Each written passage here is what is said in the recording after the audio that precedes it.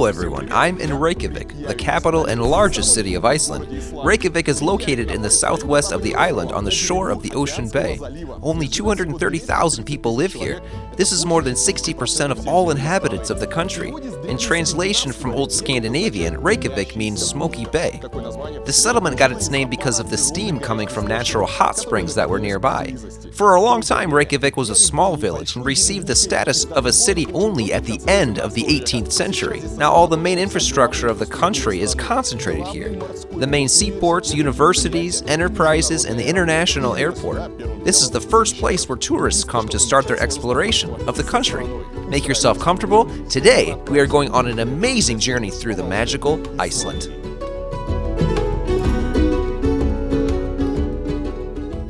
Suddenly, there is construction everywhere in Reykjavik. You can tell the city's growing. They've also suddenly got urbanization going on in the city center. That means we're starting a show called My Street. This is a good view of how they do heated pavements. Under all the central streets, they have these plastic pipes. And in winter, it's all heated. They cover it with tiles and it looks beautiful. Well, they can afford it because they have free hot water. It all comes from under the ground. In other cities, of course, it is expensive to do this, but, for example, the Finns also make some streets in the center of Helsinki heated. Look, there are stools that you can move. They look as if you can move them. But with some effort, you can. There's a stationary bench along the mosaic wall, and you can move the stools closer to it. Some guys even have a feast over there, taking advantage of the fact that the stools are stationary. On the other hand, they are heavy enough that they can't be carried away. They weigh as much as 20 kilos, so you can move them, but you can't carry them anywhere far. And the people set them up here to sit, eat, and rest. They are wonderful. And here, guys, is an amazing example of Icelandic urbanization. They made a square like this. And what do they do in Russia? They make dry fountains where children and homeless people wash themselves. But here, they spray water and got a steam fountain. It's not clear why they have it here, as it cools people given that it's always cold here. Well, maybe it reminds some of Icelandic geysers, but it's not very fun to walk here because you get wet very quickly. It looks especially dubious considering that under this magnificent mosaic which shows the panorama of Reykjavik, there are people sitting and all the water sprays and goes on people. Here's some amazing theater, gorgeous. Flowers and catch pots. It feels like you're somewhere in a bad neighborhood in Moscow, not in Iceland. It's quite nice that Icelanders try to make the urban environment not to shock tourists from Russia, so that everyone can find something native and close. What's most surprising about Reykjavik is that despite the fact that the city is relatively small and the climate here is terrible, there are e-scooter rentals here. Who would have thought? And here's a cycle lane where guys ride on their rented e-scooters. And this is what Reykjavik City Hall looks like. It's a modern building straight right on a pond, with water everywhere around. You might even be able to go inside and find the mayor. It's pretty cool what they've done here, and some airplane is flying around and getting in the way. They made a wall of moss and volcanic stone with a waterfall running down it. It gives you an idea of Icelandic nature.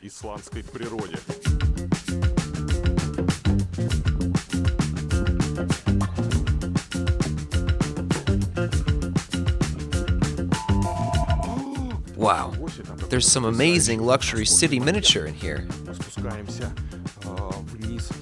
We're going downstairs as if we're in some kind of cave. It's a giant model of Iceland. The building is right on the water. There are ducks here who are responsible for fouling the shoreline in front of City Hall. It's important to note that the city of Reykjavik City Hall is completely free for all. Here people come in, and just like that, anyone can come in here. There are no guards, no metal detector frames. Obviously, you can't just walk into the mayor's office, but you can go into the communal area, the hall, the toilets. The ducks have made a mess of everything. I think they should either get the ducks out of here or hire a cleaner, because the entire bridge to the mayor's office is covered in bird droppings. It's especially sad that the railings are covered in droppings because some people need them. And if some old guy walks over here, he's gonna have dirty hands because of it. I don't think that's right. It was a very strange decision to have ducks under the mayor's window. It's all covered in feathers and bird droppings. Or droppings. Bridge going right into the mayor's office? You think it's easy, wouldn't you? Hire either a janitor or a hunter and a good cook at the mayor's office, and that will quickly solve the duck problem. Notice what's behind me. It's a ramp. A ramp. It's not clear how to use it. It's very unusual to see this in Iceland, in a country where literally every backwoods area has a toilet for disabled people. And there's barrier-free environment everywhere, but here you can walk right through the city center. Again, look at the city hall right here. And literally 200 meters from it, there's such a terrible ramp on a broken concrete staircase. It feels like we're not in the city center of Reykjavik at all. Shame on the mayor of Reykjavik. This is disgusting. First, a bridge and bird droppings, and now some horrible ramp. How is this possible? They'd laugh at it somewhere in Russia. Oh look, maybe it's some kind of obstacle course for school children. I don't know. It's just embarrassing and shameful. Shame, shame, shame. There wasn't quite enough excitement to make all the city center nice.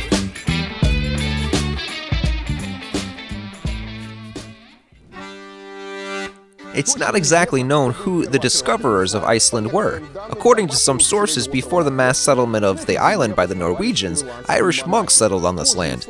Later, Iceland was accidentally discovered by the Viking Nedod when his ship was swept out to sea by a current. He was followed by other Scandinavians, one of whom named the island Iceland, which literally means ice country. Behind me is a monument to the Norwegian Ingolf Arderson, who is called the founder of Iceland. He and his retinue were the first Scandinavians to live here permanently in the second half of the 9th century. Other Norwegians who fled the rule of Norway's first king, Harald I.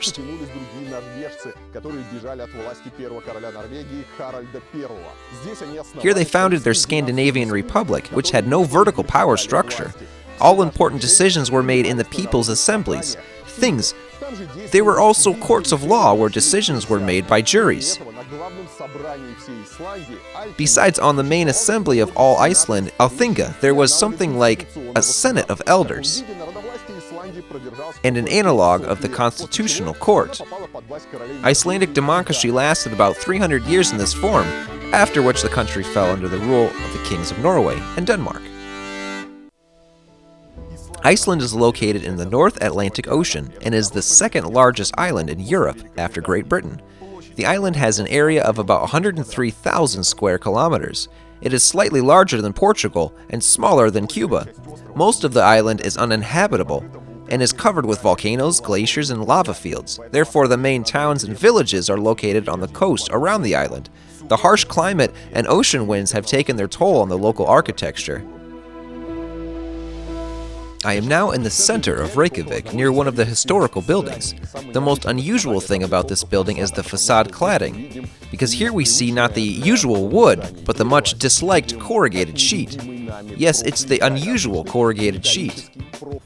And this probably is the most traditional facade cladding material in Iceland. You see it everywhere. On historic buildings or modern buildings, they use corrugated sheeting everywhere.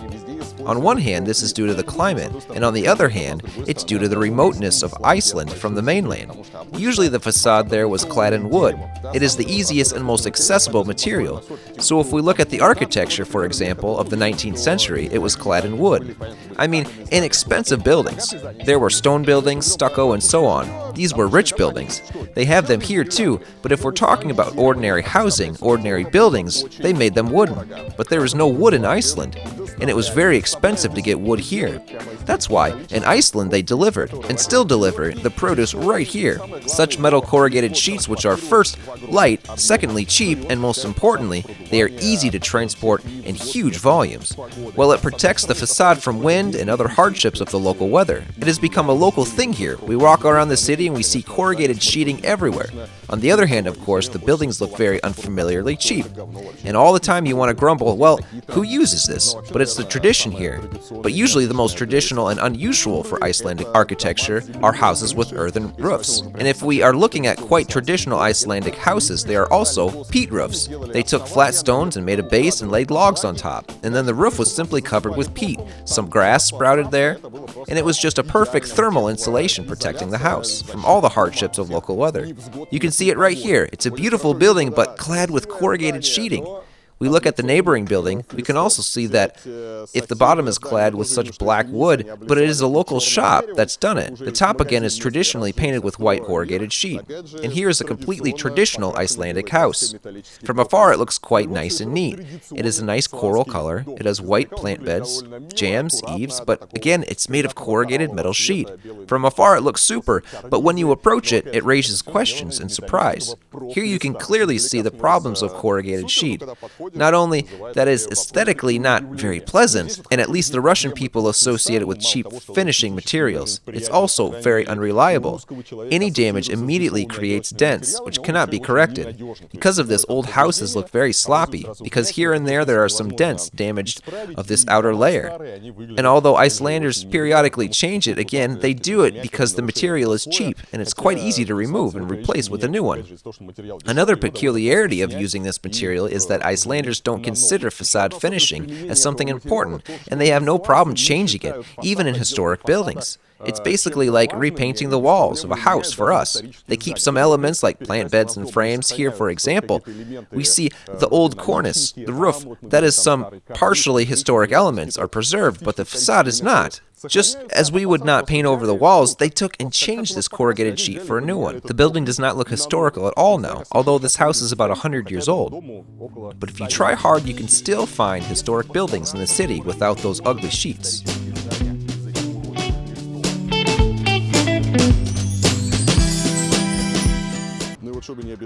Let me show you a stone building.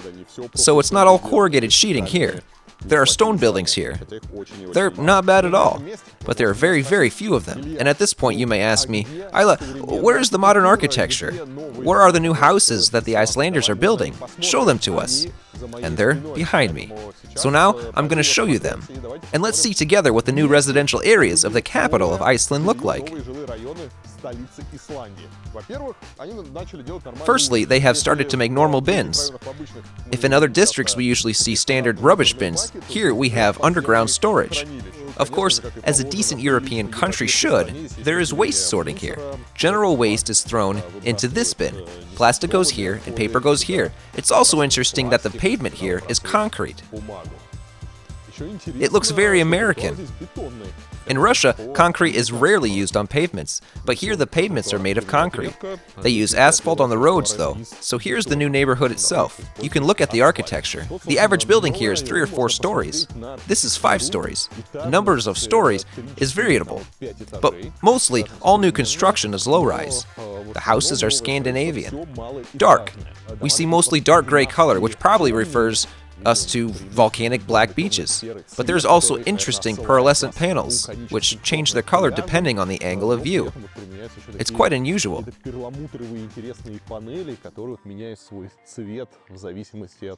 Plus, there are flecks of wood somewhere. This is what the courtyard looks like. The entry to the entranceway. Everything is so clean, neat, tidy. All in all, it's just an ordinary modern European neighborhood. There are plenty of such neighborhoods everywhere. There's nothing particularly surprising here. The architecture is rather aesthetic. If I were buying or renting a flat, I would be quite happy to live here. What's interesting is that many of the balconies have grills on them. This is what the bike parking looks like. Note this black wooden translucent bicycle park on the roof, of which we can see grass. There are bicycles parked here, and by the number of bicycles we can conclude that the residents have either all gone somewhere on their bikes or don't use them very much. Well, of course, there's also an underground car park where people leave their cars. It's amazing, of course, when you walk here in Iceland, in this new neighborhood, nothing surprises you, because you realize that such neighborhoods are normal for Europe today. It's normal housing format, small and medium houses, green courtyards, safe, comfortable, everything is of high quality. Nice detail, expensive good materials, nothing falls apart after 6 months. It's pleasant to look at and pleasant to pass by. Oh wow, what a difference! I go to another country yard, and the only thing that probably unites Russia and Iceland is the playgrounds. You rarely see good playgrounds here either.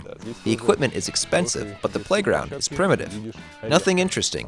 What's interesting is what you see on the ground floors. They have their own little terraces, and they're not fenced off. So I just walked off the street. There's no fencing at all, and people have a grill here. Expensive. Weber gas grill. Because it's safe. Because nobody's going to steal anything here. There are trees planted.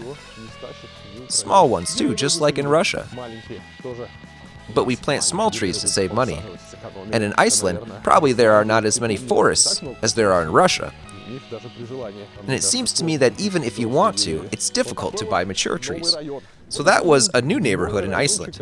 Here's another new neighborhood, which was built right on the shore. There's a shore and even a smaller embankment. Again, you can barely tell the difference from what we've already seen. Glass balconies, strict lines, lots of dark shades, dark gray with some small flecks of bright colors. In this case, with yellow. What's interesting, even on new buildings, they also often use metal corrugated sheet as a reference to their traditions. For example, in this case, the facade is of higher quality. It is again faced with corrugated sheet, but a little bit better. There's a small ridge, and you see it's so well made. So in this case, it's used not for the sake of saving money, but as a reference to the established Icelandic architectural tradition. I wonder who would have thought that this rubbish, cheap, and most disliked material would become a tradition, and then to be used even in construction of new and relatively expensive neighborhoods. Everyone has balconies, everyone has grills. Here's the waterfront, and there's even a pier. As you can see, the new neighborhoods all look relatively the same, 3 to 4 floors. Big balconies, terraces where you can put a grill, make some kind of recreation area, bring out chairs, a table. On the downside, there is still too much asphalt. They just love to cover everything with this gray asphalt. But nevertheless, everything is clean, high quality, and neat. This is how they build new neighborhoods in Iceland. These huge balconies are amazing. I love them. And for comparison, this is how the cheap housing looks like. Probably some kind of a very budget-friendly option. 2-story houses. They haven't used any expensive materials here, only this famous Icelandic corrugated sheet.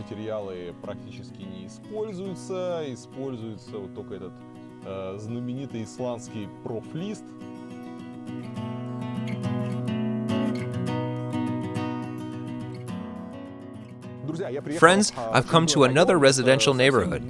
This is a brand new neighborhood on the outskirts of Reykjavik. The housing here is very inexpensive. Some people accuse me of only showing some expensive projects, saying they have expensive housing where they live too. But show me what cheap housing looks like in Iceland.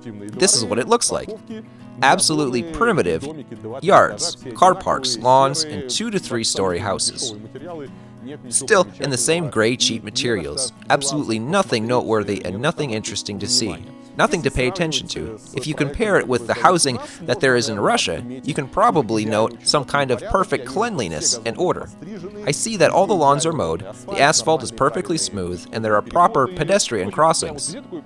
Generally speaking, there is order everywhere, even with the use of such inexpensive finishing materials. The houses also look neat and clean, and it can be noted that there are no wires. All the wires are tucked underground. There are no strings hanging down. This also makes the neighborhood look clean and tidy.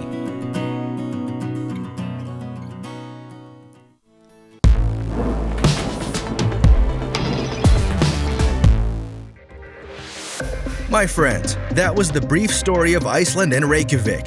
I hope you enjoyed the city as much as I did, but our trip isn't over yet, and I have plenty of interesting things to show you in Iceland. More videos are to come, so hit like, subscribe, and stay tuned.